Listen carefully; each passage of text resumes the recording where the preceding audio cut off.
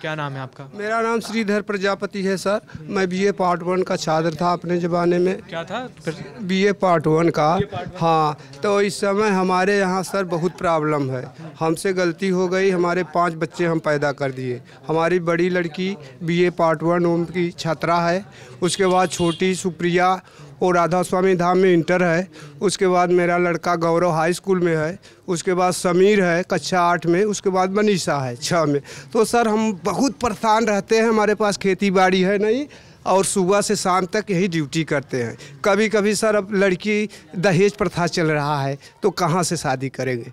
कोई सरकार हमारा ऐसा कुछ करते, मदद 10-20 हज़ार दे देते हैं तो मैं अपनी लड़की की शादी कर और रूखा झुका सर कमा लेते हैं, खा लेते हैं परिवार में। बस बड़ी समस्या सर हमारे सामने है शादी की, लड़कियों की शादी करनी सबसे ज़्यादा समस्या। 2 लड़कियां हैं आप? 3 लड़की है सर। बीए पार्ट 1 में जो है उसकी मैं शादी करना चाहता हूँ सर। इसके लिए मेरा बहुत दिमाग इधर उधर रहता है सर कि कहाँ से शादी करूँ इस कमाई से। मैं दहेज मांगा जा रहा है? हाँ, जहाँ भी जा रहा हूँ सर दहेज की। गाड़ी पहले मांगते हैं, अब 200 रुपये में सर मैं 5 परिवार देखूँ, एक गाय है, उस सब का खर्चा देखूँ, मेंटेनेंस की। शादी के लिए कहाँ से इकट्ठा करूँ पैसे, सबसे बड़ा बोझा। कभी कभी तो लगता है सर सब परिवार को साथ में जहर दे के हम भी चले इस दुनिया में, क्या करें। ऐसी बात मत करिए। मैं हार जाता हूँ सर। इतना मेहनत पूछ लीजिए, सुबह से शाम तक कड़ी मेहनत करते करते मैं हार जाता हूँ। कहाँ जाऊँ, किसके लिए जाऊँ। तो यही सोचता हूँ कि इस दुनिया में अब कोई सहारा नहीं है हमारा, क्या करेंगे।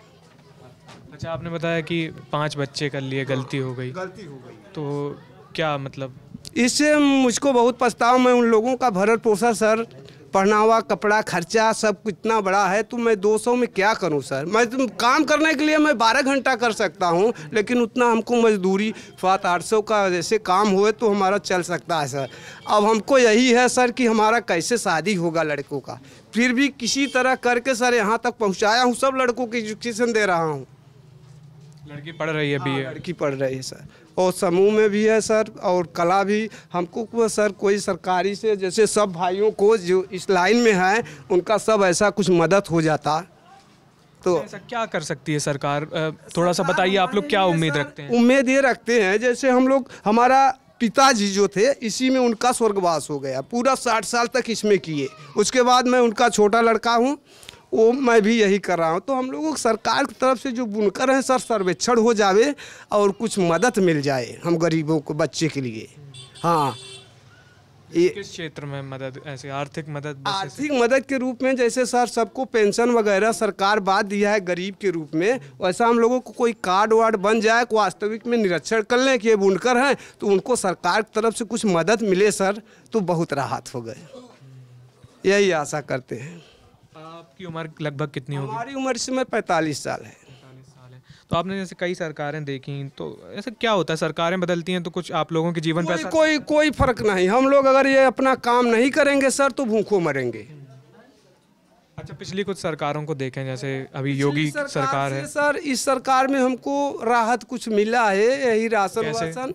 और उसके बाद सर तो एक तरफ से मिला है, एक तरफ से महंगाई है।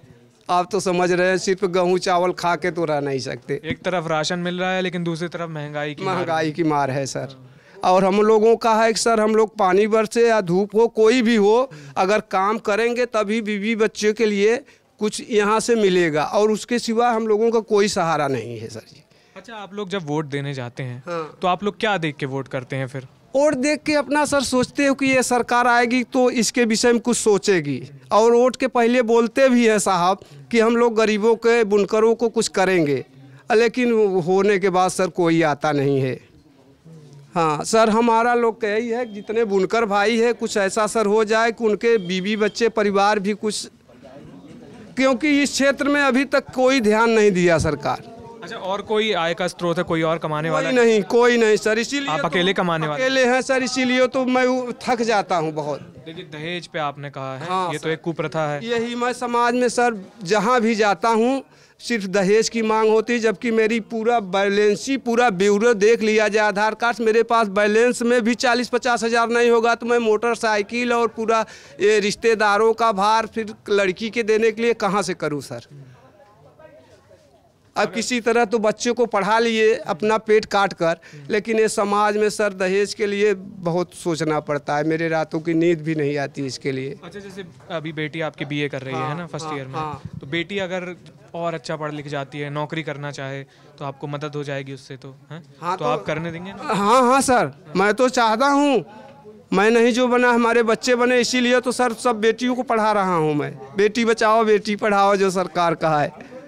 अच्छा, एक और चीज़ जो हम देखते हैं, दहेज की आपने बात कर दी थोड़ा सा उस पर, कि अब लड़कियां हैं तो लड़कियों के में लोग ऐसे हिसाब लगाते हैं, मैं आपको बता रहा हूँ कि लड़कियां हैं तो हमने अपनी लड़कियों के में दहेज दे लिया, अब उसकी भरपाई कैसे हो? तो जो लड़के हैं उनकी शादी में सामने से दहेज ले रहे हैं, ऐसा होता है ना? दहेज के खिलाफ हूँ सर। मैं शुरू से ही दहेज के खिलाफ हूँ, नहीं मेरे परिवार में कोई मांगता है दहेज। अब हमारी लड़की जब सयानी हुई है तो मैं समाज में लड़का ढूंढ रहा है, तो ऐसा चल रहा है। इसके लिए सर हमको बहुत प्रॉब्लम है कि मैं बच्चों का शादी। आप नहीं लेंगे फिर अपने लड़कों की शादी में दहेज? नहीं सर, मैं इसे कोरा कागज़ पे साइन कर दूं, मैं किसी भाई से नहीं, मैं बस लड़की पढ़ी लिखी होना चाहिए। मैं देखो अपने बच्चों को सर पढ़ा रहा हूँ तो मुझको भी पढ़ा सक्षम परिवार चाहिए। अच्छा, बहुत लोग हमें, जैसे आप इतना जज्बा पाले हैं, थोड़ी सी एक और आखिरी बात आपसे करेंगे, बहुत लोग हमें ऐसे हताश से दिखते हैं कि पढ़ाई लिखाने से क्या होगा। मतलब हम तो, हमारा तो ये बहुत जोर रहता है कि पढ़ाई लिखाई से ही सब कुछ होगा, लेकिन आप थोड़े अलग किस्म के दिख रहे हैं, आप उम्मीद बांधे हुए हैं पढ़ाई लिखाई। मैं आशा समझ रहा हूँ मैं सर, मैं सब कुछ त्याग के मैं पढ़ाई पे, बच्चे लोगों को कोई किताब कोई बुक कुछ घटता है मैं पहले लाने का कोशिश करता हूँ। हाँ, शिक्षा ही मेरा धन है सर। तो फाइनली एक बात कहनी हो सरकार से तो क्या कहेंगे?